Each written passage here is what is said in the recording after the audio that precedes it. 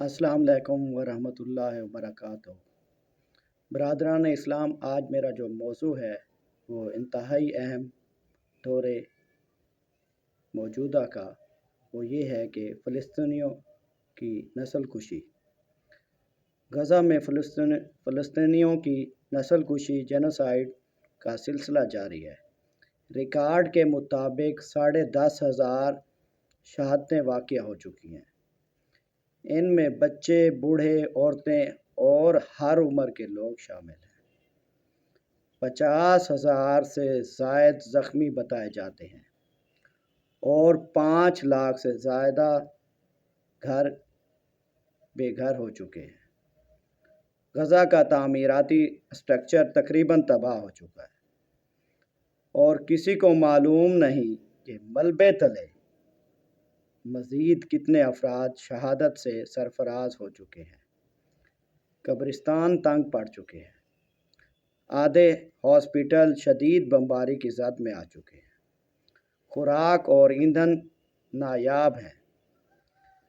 زخمی اور شدید بیمار لوگوں کے آپریشن کے لیے انستھیسیا یعنی بے ہوشی کرنے والی ادویات دستیاب نہیں۔ ڈاکٹر مریضوں کا ہوش و حواس کے عالم میں آپریشن کر رہے ہیں۔ آپ اندازہ لگا سکتے ہیں کہ ان مریضوں کی اذیت اور کرب کا عالم کیا ہوگا۔ یہ ناقابل تصور ہے۔ OIC کی جانب سے اسرائیل کے خلاف عالمی عدالت میں جنگی جرائم کا مقدمہ چلایا جانا چاہیے۔ امریکہ سپر پاور ہونے کے باوجود دنیا کی قیادت کرنے کی اخلاقی پوزیشن سے محروم ہو چکا ہے۔ وہ اسرائیل سے بڑھ کر فلسطینیوں کا دشمن بن چکا ہے۔ اقوام متحدہ کی سیکورٹی کونسل میں غیر مشروط جنگ بندی کی سب سے بڑی قراردادوں کو امریکہ ویٹو کر چکا ہے۔ G7 اور تمام یورپی ممالک اس کے ہم نوا ہیں اور امریکہ ان سب پر دباؤ ڈال کر اپنی ہم نوائی پر مجبور کر رہا ہے۔ حکومت اسرائیل نے کہا ہے اپنے 200 سے زائد یرغمالی قیدیوں کی رہائی اور حماس کے خاتمے تک وہ جنگ بندی قبول نہیں کرے گا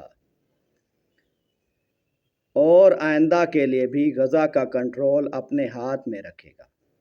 دنیا بھر میں فلسطینیوں پر ڈھائے جانے والے مظالم اور نسل کشی کے خلاف مظاہرے ہو رہے ہیں، لیکن عملی طور پر ان کا کوئی مثبت اثر مرتب نہیں ہو رہا اور نہایت ڈٹائی کے ساتھ حکومت اسرائیل اپنے موقف پر قائم ہے۔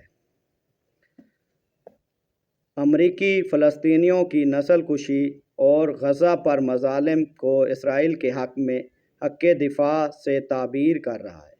حماس کے خاتمے کی اسرائیلی خواہش کی حمایت کر رہا ہے۔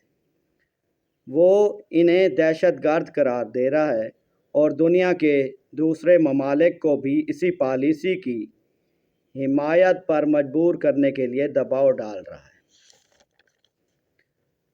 جبکہ اس کے برعکس فلسطینیوں کے حق دفاع کو تسلیم کرنے کے لیے تیار ہی نہیں۔ امریکہ کے سابق صدر باراک اوباما نے کہا ہے فلسطین میں جو کچھ ہو رہا ہے وہ ناقابل برداشت ہے۔ کسی نہ کسی حد تک ہم سب اس میں شریک ہیں۔ انہوں نے اوباما فاؤنڈیشن کے ڈیموکریسی فورم میں بات کرتے ہوئے تنازع فلسطین کے 2 ریاستی حل اور قبضے کے خاتمے پر زور دیا۔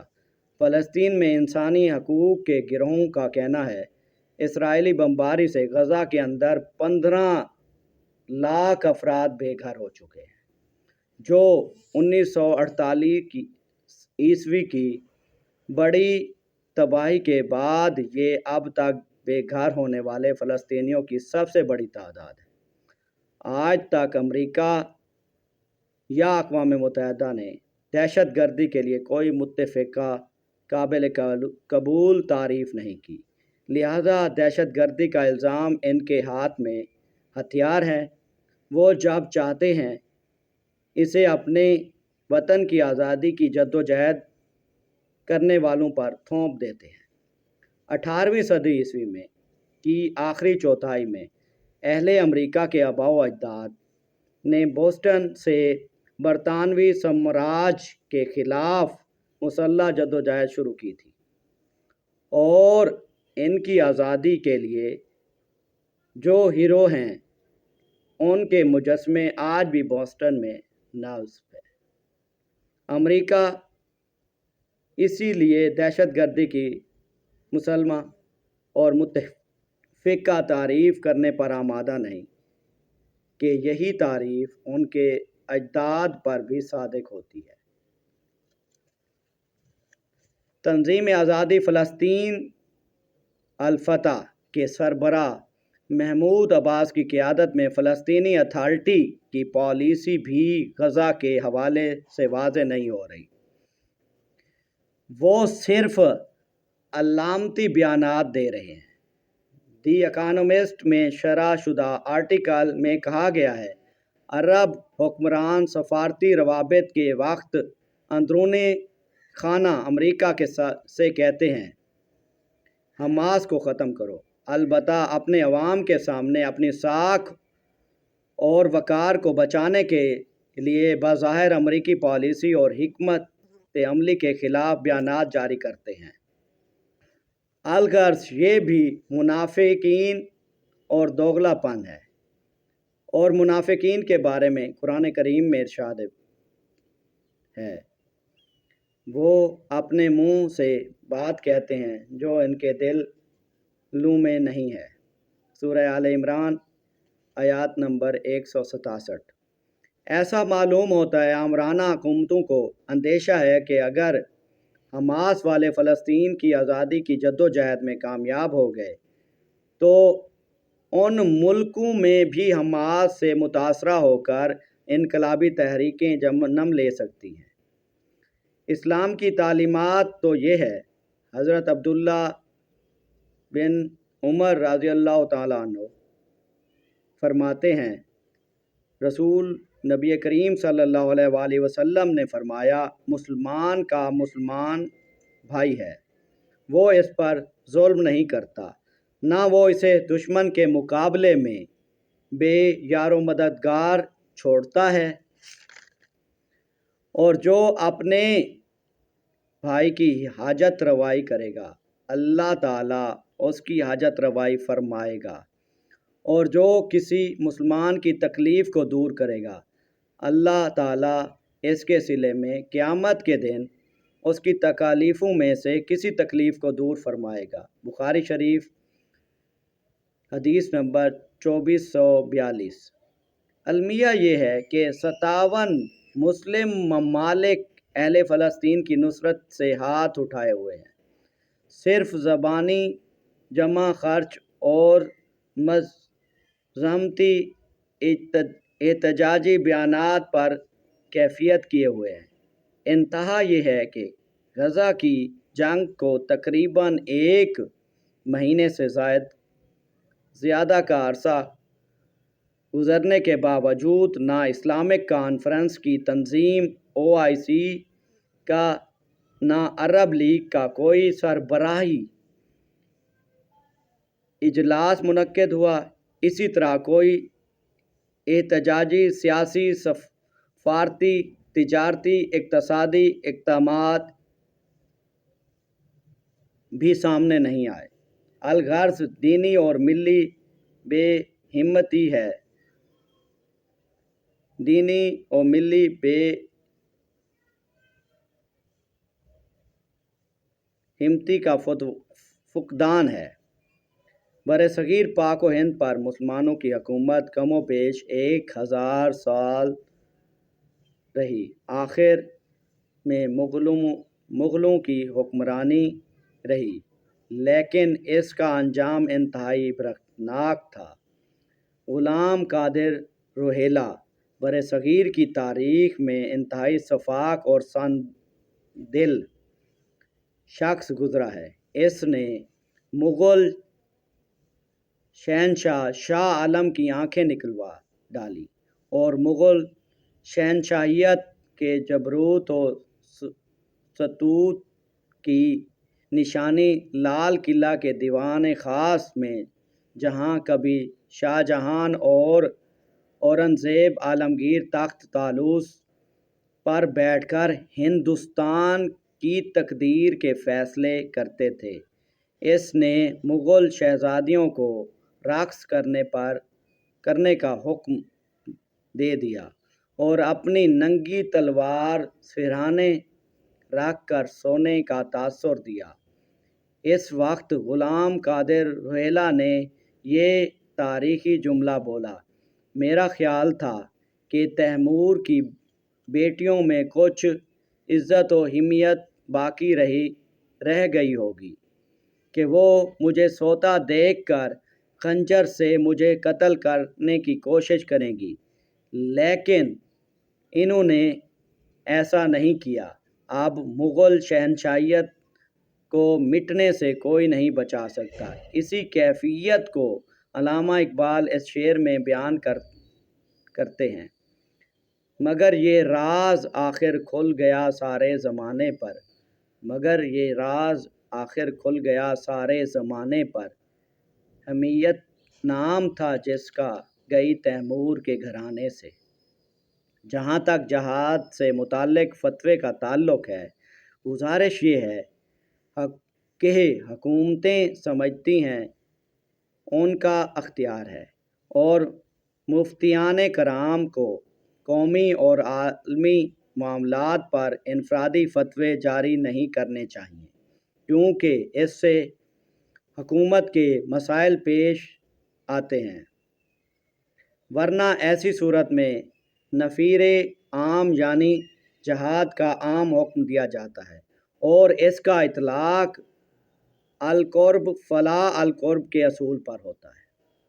لیکن ظاہر ہے فلسطین سے متصل مسلم ممالک کسی ایسے اقدام پر ہرگز آمادہ نہیں ہوں گے اور موجودہ ملکی قوانین میں ائمۃ المسلمین اپنی اپنی حکومتوں کی اجازت کے بغیر مسلح ہو کر اپنے ملکوں کی سرحد سے باہر جا سکتے ہیں اور نہ کسی دوسرے ملک کی سرحد میں داخل ہو سکتے ہیں، نیز اب جنگ ٹیکنیکل اور پیشہ ورانہ ہے، یہ عام آدمی کے بس کی بات نہیں، اور اس کے لیے ہر ملک میں افواج موجود ہیں۔ ہمیں معلوم ہے کہ لبرل عناصر طعن کرتے ہیں، کیونکہ انہیں اہل دین پر طعن کرنے کا کوئی بہانہ ملنا چاہیے، ورنہ یہی وہ لوگ ہیں جو کرونا کے وقت پاکستان کی مساجد بند کرنے کے لیے ہمارے سامنے سعودی عرب، مصر اور دیگر عرب ممالک کی مثالیں پیش کرتے تھے کہ سعودی عرب میں جامعۃ الازہر کے فتوے پر عمل کرنا چاہیے، لیکن اب وہ فتوے نہیں آ رہے، نہ کوئی ان سے مطالبہ کر سکتا ہے اور نہ اپنی حکومتوں کی مرضی اور منشا کے خلاف فتوے جاری کر سکتا ہے۔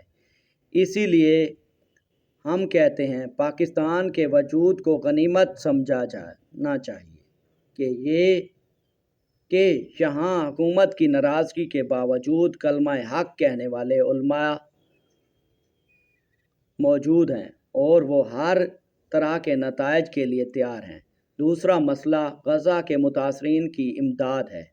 اقوام متحدہ کے متعلقہ اداروں کا کہنا ہے مصر نے امداد کی ترسیل کے لیے کھلے عام اجازت نہیں دے رکھی، بہت محدود پیمانے پر امداد جا رہی ہے۔ ہمیں